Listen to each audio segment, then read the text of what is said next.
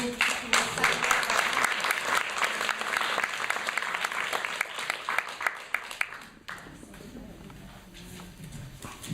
lei chi è? Pier! Entri, sta dormendo.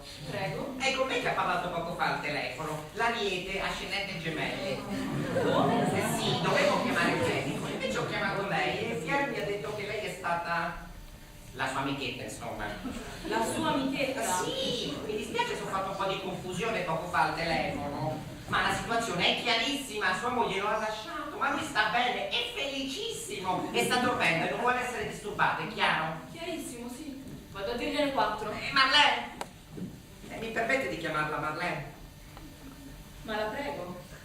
Io non conosco Pier da molto tempo, ma credo di capirlo abbastanza e vorrei darle un consiglio d'amico. L'ascolto. Sappi aspettare, sua moglie se n'è andata. Lei non si precipiti nella breccia, rimanga l'amante sensuale e divertente che io immagino.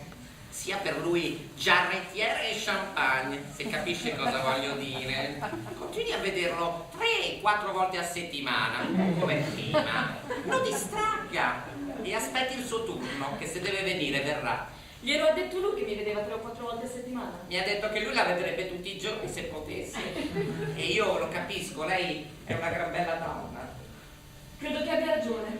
È meglio che non lo svegli. Brava Marlene, torni saggiamente a casa. E io le faccio una predizione.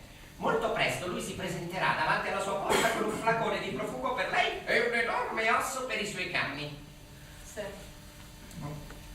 Mi tolgo una curiosità, ma era lei che doveva andare a cena con lui stasera? E come lo sa? Lui le ha forse parlato di me? Sì. Ma anche se non lo avesse fatto, l'avrei riconosciuta lo stesso.